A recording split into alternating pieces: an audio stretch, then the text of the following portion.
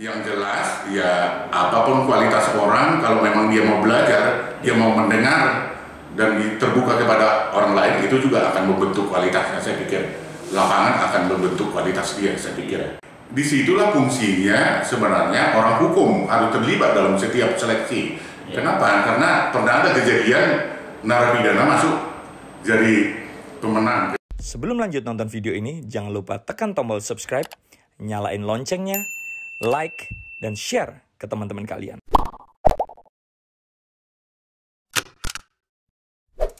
Salam jumpa sahabat delegasi dimanapun Anda berada. Pada hari ini kita kedatangan tamu seorang profesor, guru besar dari Unika Santo Thomas, pakar hukum, dan juga panitia seleksi pejabat ASN di Sumatera Utara, yaitu Profesor Dr. Maidin Gultom SH MHub. Selamat datang Prof di media delegasi. Saya Ardiansa Tanjung sedang melakukan wawancara dengan Profesor. Ya, terima kasih. Selamat malam. Ya, Profesor kami dengar adalah seorang pakar hukum yang juga guru besar, aktif dalam proses seleksi pejabat ASN. Apa sih sebenarnya posisi pansel itu dalam rangka merekrut calon-calon pejabat ASN di daerah kita atau di Sumatera Utara ini? Bisa dijelaskan, Prof? Terima kasih. Jadi pansel ASN itu sebenarnya adalah panitia yang dibentuk oleh kepala daerah, baik itu gubernur, bupati maupun wali kota, di mana tugas mereka adalah membantu bupati, wali kota atau gubernur untuk menyeleksi pejabat tinggi pratama, yang dalam hal ini bisa kepala-kepala dinas, kemudian juga bisa kepala-kepala kantor atau kepala badan. Jadi kita pejabat pratama ya, pejabat tinggi pratama.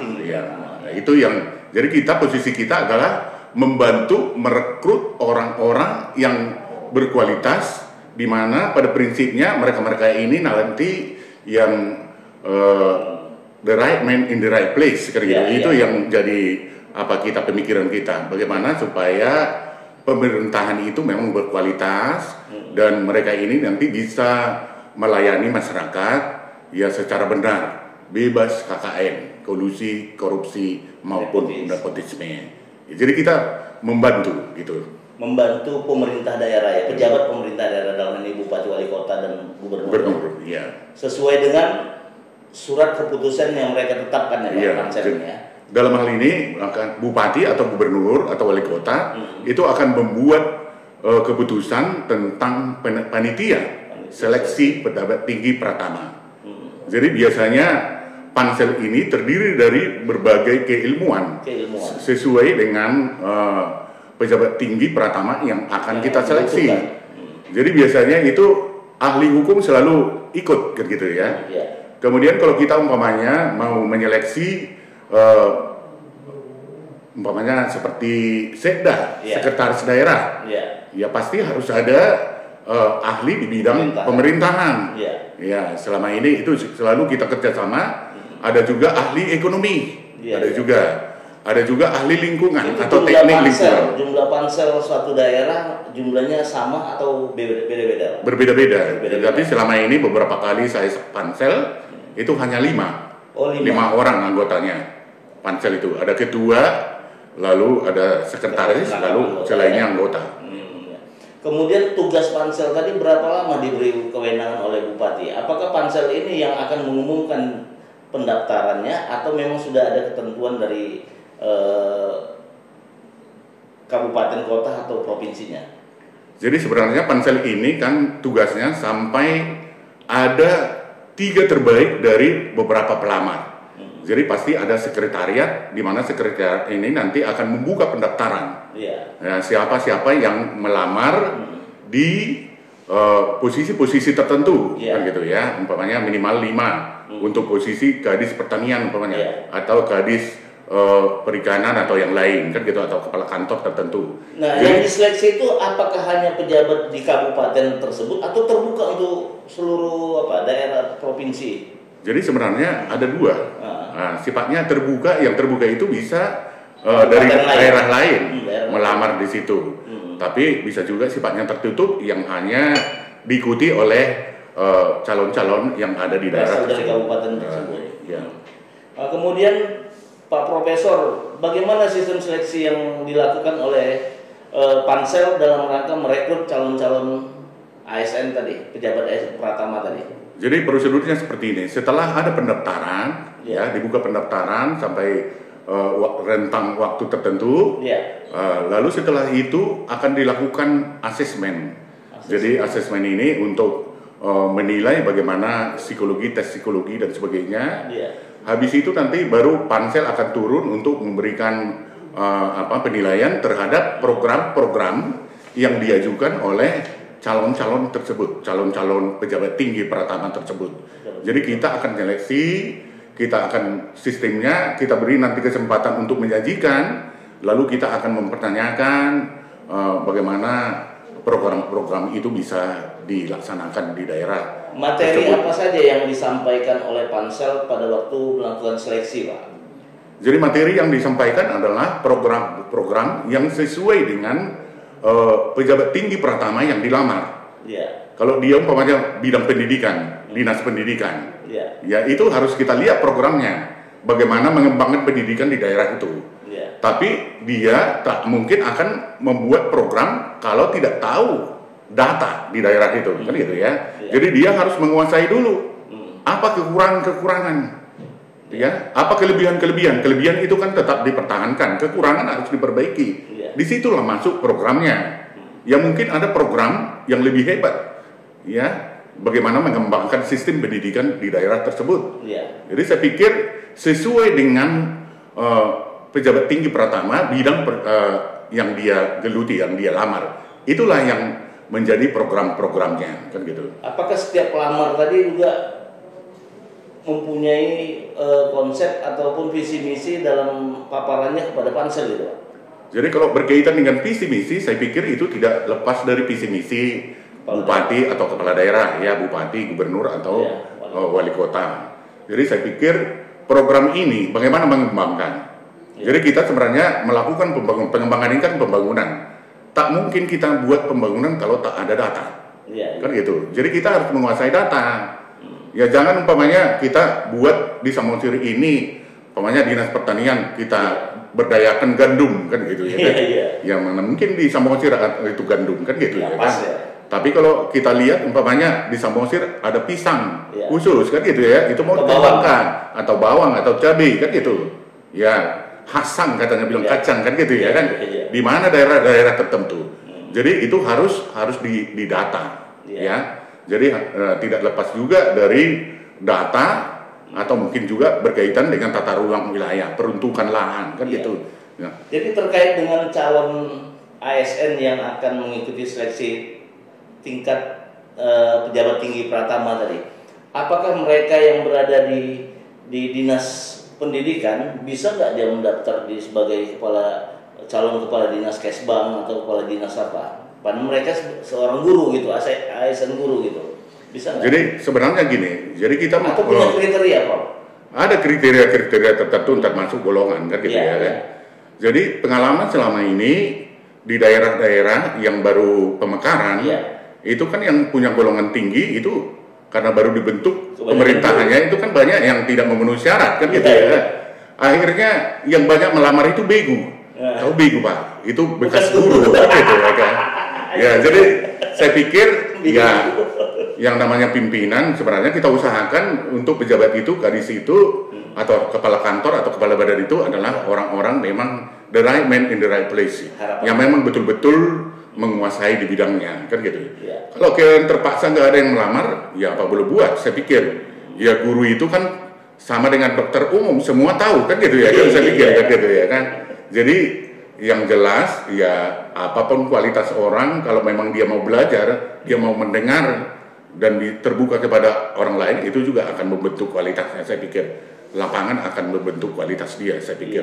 Jadi pemirsa delegasi sekalian, Profesor ini juga adalah apa ya kita katakan guru besar hukum Kemudian beliau juga bersertifikat dari Indonesia Civil Service Commission dan Australia Public Service Commission.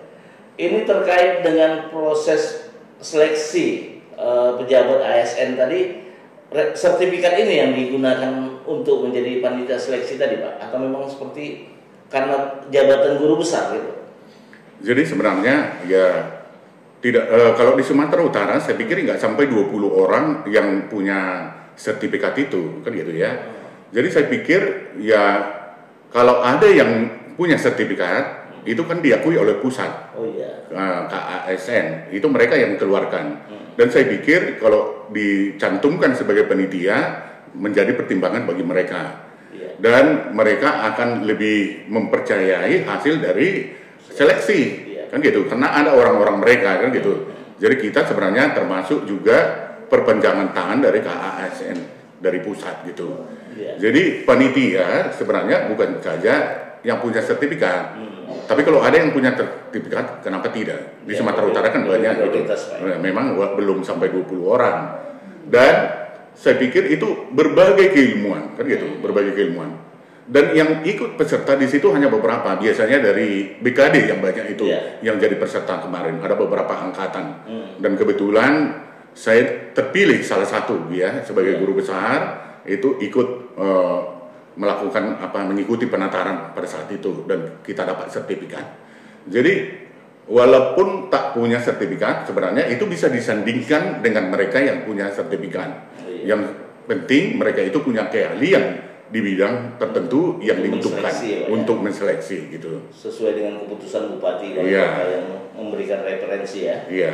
Nah, kemudian apakah pansel ini juga punya kewenangan dalam menganulir keputusan KDH terkait hasil seleksi? Jadi sebenarnya kalau pansel ini hanya merekomendasi. Hanya merekomendasi 3 terbaik. 3 terbaik. Nah, jadi diserahkan hasil kepada seleksi. Hasil seleksi. Jadi 3 terbaik hasil seleksi itu disampaikan kepada pemerintah daerah, dalam hal ini bupati, wali kota atau gubernur. Lalu tergantung kepada mereka mana yang dipakai dari 3 ini. Jadi kita hanya menyeleksi, jadi tidak menganulir gitu. Iya. Khusus di Sumatera Utara sudah berapa kabupaten kota yang memanfaatkan tenaga panitia seleksi yang sudah melakukan seleksi di beberapa kabupaten kota, Pak? Saya pikir itu hampir di semua kabupaten kota yang ada di Sumatera Utara dan provinsi. Ya cuma kita nggak terlibat dalam semuanya kan gitu ya, karena banyak anggota-anggota lain, panitia-panitia lain kan gitu. Jadi dalam hal ini sebenarnya ini suatu hal yang positif dibentuk pansel ini karena bisa menjaring orang-orang yang berkualitas kan gitu. Dan kemudian itu untuk mengkanter itu ada KKN dan sebagainya kan gitu ya. Jadi itu fungsinya sebenarnya seleksi ini. Iya.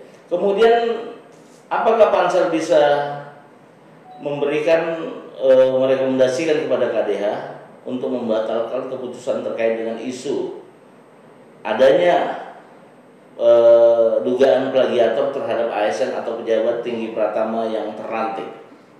Baik, jadi sebenarnya sebelum kita melakukan penilaian di pendaftaran sebenarnya itu harus diseleksi betul-betul. Betul. Kan ada track recordnya, semua kita lihat latar belakangnya, kan ada dimasukkan CV-nya dan sebagainya. Dan panitia juga sebenarnya harus melihat apakah bekas narapidana, plagiator dan sebagainya. Jadi disitulah fungsinya sebenarnya orang hukum harus terlibat dalam setiap seleksi. Kenapa? Karena pernah ada kejadian narapidana masuk jadi pemenang kayak 3 terbesar calon pejabat, ya kan? Jadi itu karena memang tidak dilibatkan bagian-bagian keahlian tertentu. Jadi kalau ada plagiator dan sebagainya sebenarnya itu juga harus diseleksi dari awal kan gitu ya. Jadi informasi kan pasti ditampung oleh panitia kan gitu.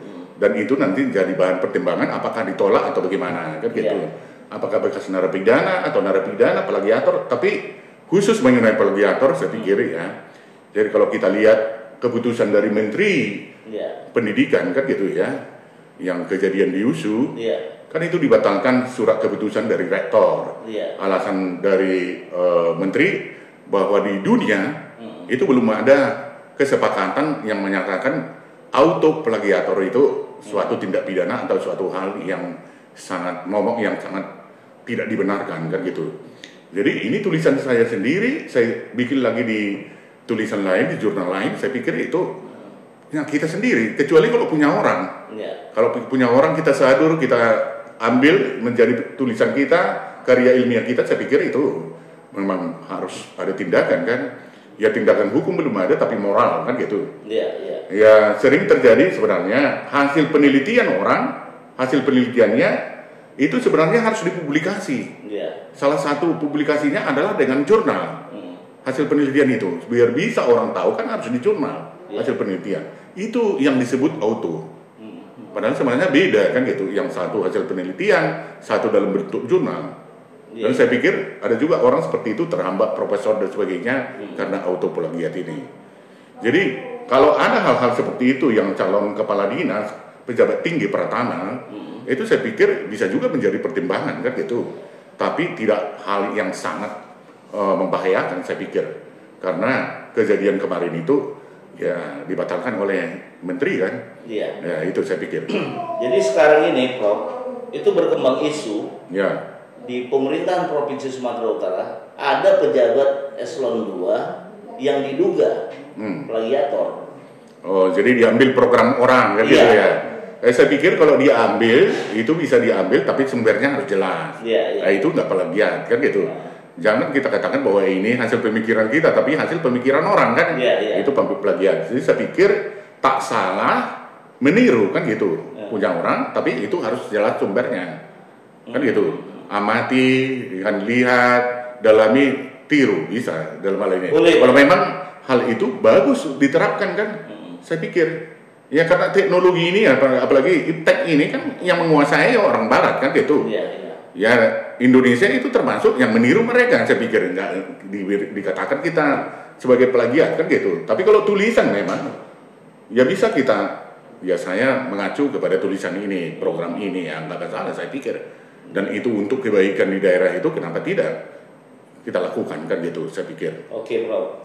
Kemudian Pak Profesor, apa harapan Profesor terhadap hasil seleksi pejabat sehingga dapat mengurangi maraknya pejabat tersangkut kasus korupsi? Jadi sebenarnya kalau kita sudah mengajukan ke bupati, wali kota atau gubernur 3 terbaik dan dia dipilih salah satu dari 3 terbaik itu, lalu dia akan menduduki posisi nih, kepala dinas, kepala badan atau kepala kantor.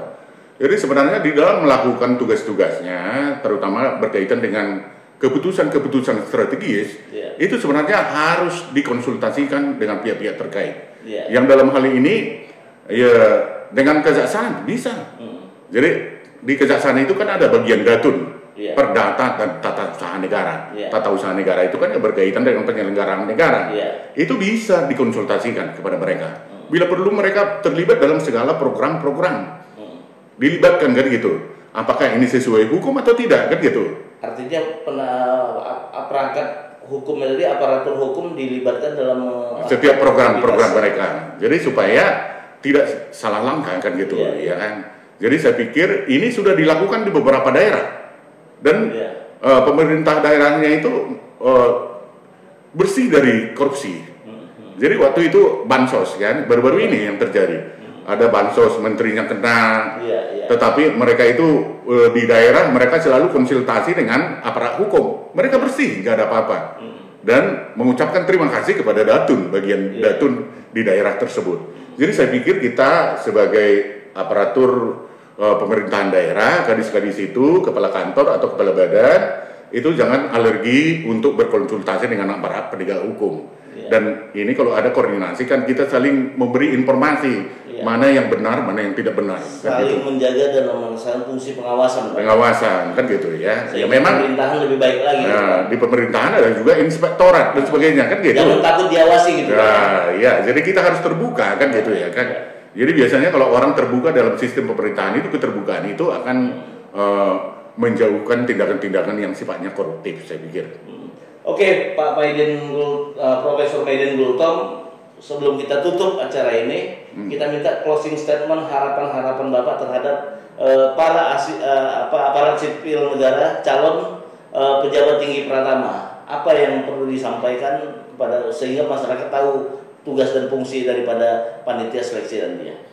Jadi saya pikir pertama saya katakan kepada pejabat, dalam hal ini bupati, wali kota, gubernur, itu supaya hati-hati di dalam memilih anggota pansel dulu. Iya. Karena kalau anggota panselnya berkualitas, pasti hasilnya juga akan berkualitas.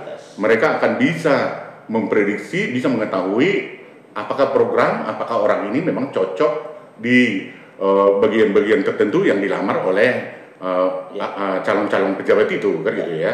Jadi kalau panselnya berkualitas, saya pikir hasilnya juga akan berkualitas, kan gitu ya. Kemudian kalau boleh, karena ini merupakan pesan dari KASN dari pusat, itu kalau boleh mereka-mereka yang sudah punya sertifikat itu dilibatkan, karena mereka kan sudah punya pelatihan selama 2 minggu, itu kerjasama antara KASN Indonesia dengan Australia waktu itu. Jadi di Sumatera Utara kan ada banyak itu, memang belum sampai 20 orang, kan gitu.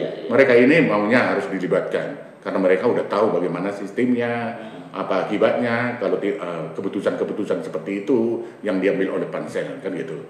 Lalu untuk masyarakat sebenarnya saya mengatakan bahwa apa yang diputuskan oleh bupati sebenarnya itu yang berkualitas, kan gitu ya. Jadi masyarakat sebenarnya harus mempercayai kepala daerah. Nah, inilah kepala kadis. Jadi jangan langsung curiga, oh ini orangnya, kan gitu ya kan. Ya saya pikir ya pada zaman sekarang kan kalau kita salah pilih orang saya pikir juga akan menjadi bumerang bagi pejabat itu. Jadi saya pikir tetap juga harus kita tetap percaya kepada pemerintah yang kita pilih, kan gitu ya kan. Yang kita percaya untuk memegang pimpinan wali kota, bupati maupun gubernur, kan gitu.